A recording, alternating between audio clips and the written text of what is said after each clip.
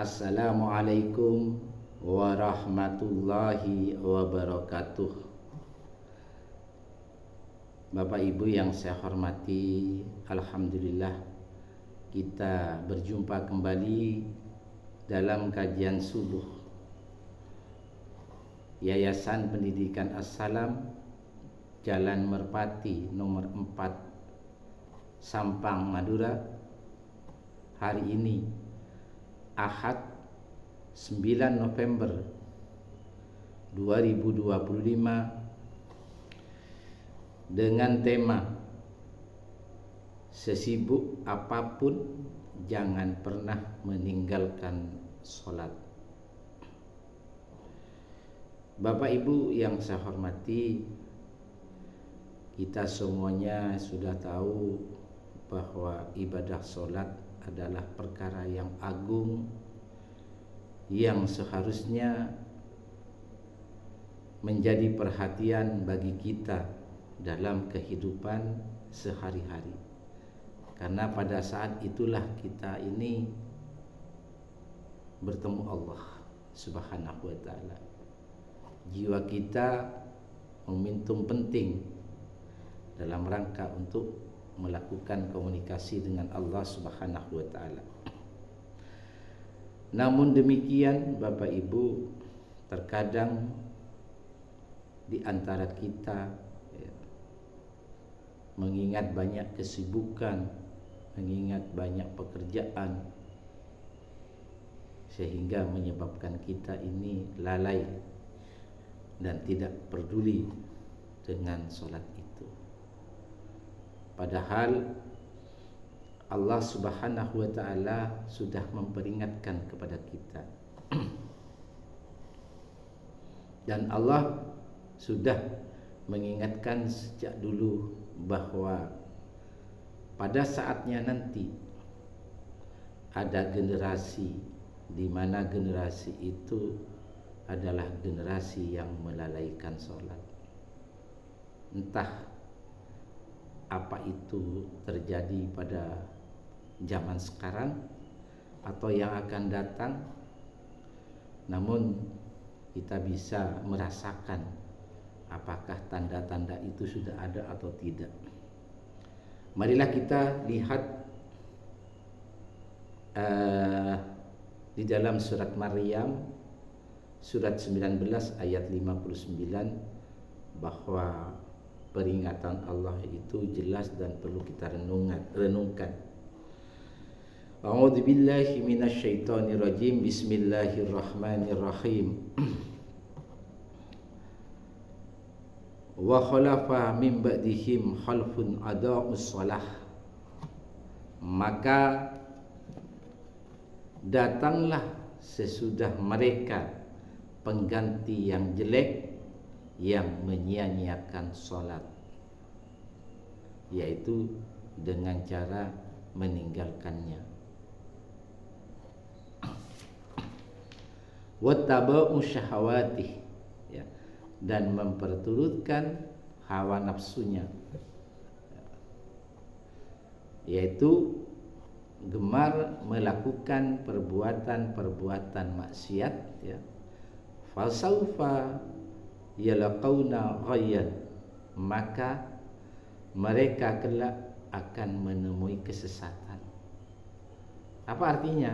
Artinya dalam ayat ini dikatakan ghayyah, artinya nama sebuah lembah di neraka jahanam. Mereka akan dijerumuskan di dalamnya. Jadi seperti yang saya katakan tadi, bahwa ayat ini menggambarkan kedatangan generasi baru yang tidak baik, tidak sebaik seperti generasi sebelumnya. Dan generasi ini adalah generasi yang menyia-nyiakan sholat, baik dengan meninggalkan sama sekali atau ketika menjalankannya tidak benar, tidak sesuai anjuran, tidak sesuai syariat yang ditentukan oleh Allah Subhanahu wa ta'ala. Kenapa? Karena Karena kita atau orang itu lebih mengutamakan keinginan hawa nafsu duniawi daripada melaksanakan perintah Allah. Akibatnya orang-orang yang seperti ini akan mendapatkan balasan berupa kesesatan dan kebinasaan. Bapak Ibu yang saya hormati, di dalam surat berikutnya, ya, surat Maryam ayat 60, Allah juga mengingatkan, Bismillahirrahmanirrahim, illa man taba wa amana wa amila sholihan. Kecuali, kata Allah, atau berbeda dengan yang tadi, orang-orang yang bertaubat, ya, orang-orang yang beriman dan orang-orang yang beramal soleh. Faulaika yadkhuluna al-jannata wa la yudlamuna syai'a. Maka mereka itu akan masuk surga dan mereka tidak dianiaya atau tidak dirugikan barang sedikit pun dari pahala mereka. Jadi ketika generasi yang dimaksud itu menyadari tentang kesalahannya, bahwa dia itu termasuk orang-orang yang menyia-nyiakan sholat, lalu dia sadar, lalu dia bertaubat, maka Allah mengampuni taubatnya itu. Jadi Allah akan memasukkan orang itu ke dalam surga dan pahalanya tidak dikurangi sedikit pun. Bapak Ibu yang saya hormati, oleh sebab itu Bapak Ibu, marilah kita betul-betul memperhatikan ibadah sholat kita. Anak-anak kita, ya, istri kita, ya, suami-suami kita, ya, kita gaungkan di dalam rumah itu sholat menjadi pondasi yang utama. Karena di saat itulah sebenarnya Allah menumpahkan bentuk kasih sayangnya. Mengingat Allah. Jadi jangan ke yang lain dulu Bapak Ibu. Kadang-kadang kita tidak menyadari pendidikan kita itu seharusnya agama terlebih dahulu di dalam rumah tangga. Kenalkan anak-anak itu dengan sholat, kenalkan anak-anak itu dengan mengingat Allah, kenalkan anak-anak itu dengan membaca ayat-ayat suci Al-Quran, kenalkan anak itu dengan zikir, kenalkan anak itu dengan amal sholat. Ini dulu, karena di situ yang menyebabkan anak itu mempunyai karakter. Kepada istri kita, kenalkan juga itu. Jangan kita biasakan untuk sholat tetapi ditunda, sholat tetapi tidak tepat waktu. Kita usahakan sholat itu berjemaah. Jadikanlah sholat itu sebuah kebutuhan batin untuk bertemu Allah. Jadikanlah sholat itu sebagai jalan untuk menumbuhkan jiwa kita agar semakin suci keadaannya, agar jiwa ini semakin bertemu Allah, agar jiwa ini selalu berkomunikasi dengan Allah. Bapak Ibu yang saya hormati, dalam ayat lain Allah Subhanahu wa taala mengancam orang-orang yang lalai di dalam sholatnya. Artinya apa? Orang-orang yang lalai dalam sholat, mereka akan ditimpa kecelakaan. Kita lihat di dalam surat Al-Ma'un 107 ayat 4. Bismillahirrahmanirrahim. Fawailul lil musallin. Maka kecelakaanlah bagi orang-orang yang sholat. Artinya apa? Ayat ini memberikan peringatan keras dan ancaman bagi orang-orang yang sholat. Ya. Artinya apa? Orang-orang yang sholatnya tidak sungguh-sungguh, orang-orang yang sholatnya tidak khusyuk, orang-orang yang sholatnya hanya sifatnya sekedar menggugurkan kewajiban.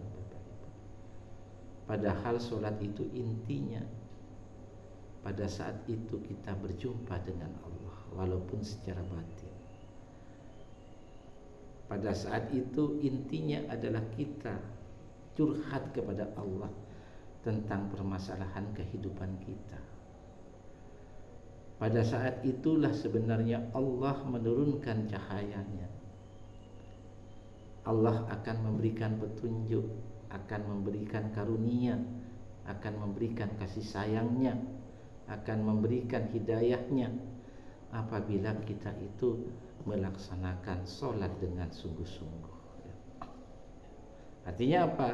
Bahwa sholat itu memang betul-betul adalah sebuah kebutuhan batin yang tidak boleh kita tinggalkan. Sama dengan kebutuhan jasmani, Bapak Ibu. Kalau kita lapar, kita makan. Kalau kita haus, kita minum. Kalau kita termasuk juga kebutuhan syahwat kita, maka kita berhubungan suami istri dengan istri kita. Ketika kita batin butuh tentang menu makanan, ya, maka menunya adalah mendekatkan diri kepada Allah agar permasalahan itu kita itu diambil alih oleh Allah Subhanahu wa taala. Kemudian Bapak Ibu dilanjutkan dalam ayat 5, tetap di dalam surat Al-Maun, alladzina hum an salatihim sahun. Siapa yang celaka katanya Allah, yaitu orang-orang yang lalai dari salatnya. Siapa orang itu? Yaitu mengakhirkan sholat dari waktunya.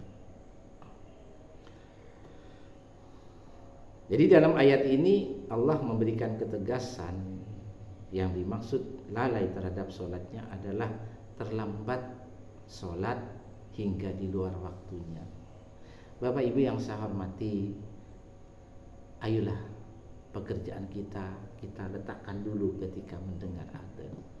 Tidak ada yang lebih penting kecuali bertemu Allah. Sehebat-hebatnya pekerjaan urusan dunia itu tidak sehebat apabila kita dipanggil oleh Allah. Walaupun itu kita itu dipanggil atau dibutuhkan oleh pimpinan kita. Kita letakkan dulu, kita menghadap kepada Allah. Kemudian dalam artian juga lalai itu tidak memperhatikan waktu, apalagi sampai di luar waktu sholat, itu tidak boleh ya. Maka yang utama adalah ketika mendengar adzan, marilah kita bersiap-siap berangkat ke masjid, ke mushola. Kita ramaikan bahwa kita pada saat itu langkah kaki kita itu menuju Allah, menuju rumah Allah, untuk bertemu dengannya, agar batin kita menjadi tenang, batin kita menjadi segalanya menjadi damai. Kemudian lalai juga diartikan tidak menyempurnakan ruku dan syaratnya. Kadang-kadang kita melaksanakan sholat hanya menggugurkan kewajiban, kemudian kita melaksanakan fardunya saja, sholat rawatibnya kita tinggalkan. Kemudian kita tidak berhenti sejenak untuk mengingat Allah, berzikir. Kemudian kita tidak berhenti sejenak untuk merenung, untuk berdoa kepada Allah bahwa kita butuh kepadanya. Kita terburu-buru ketika sholat karena ada pekerjaan yang harus kita laksanakan. Nah, ini sebetulnya yang disebut dengan orang-orang yang lalai, yang akan mendapatkan kecelakaan dari Allah. Kemudian juga tidak khusyuk, artinya melakukan gerakan sholat tanpa disertai kekhusyukan dan kekhususan. Jadi pikiran kita kemana-mana, kita masih ketika sholat, dalam pikiran kita masih merenung pekerjaan kita belum selesai. Dalam sholat kita masih memikirkan anak-anak, masih memikirkan masalah kekurangan dan sebagainya, atau problem dalam tidak usah. Ketika sholat kita betul-betul memikirkan Allah, mengingat Allah. Jadi ayat ini mengingatkan kita untuk tidak lalai di dalam menjalankan ibadah sholat. Selalu berusaha untuk menjalankannya dengan penuh kesadaran, khusyuk, serta dengan hati yang tulus, hanya untuk Allah. Bahwa kita itu butuh Allah, bahwa hidup kita ini semata-mata mencari ridha Allah, tidak yang lain. Bahwa suatu ketika kita akan dipanggil oleh Allah, dan kita yakin selama di dunia kita berusaha mencari keridhaannya Allah, itulah yang akan kita bawa. Mudah-mudahan ini menjadi renungan bersama. Terima kasih. Wassalamualaikum warahmatullahi wabarakatuh.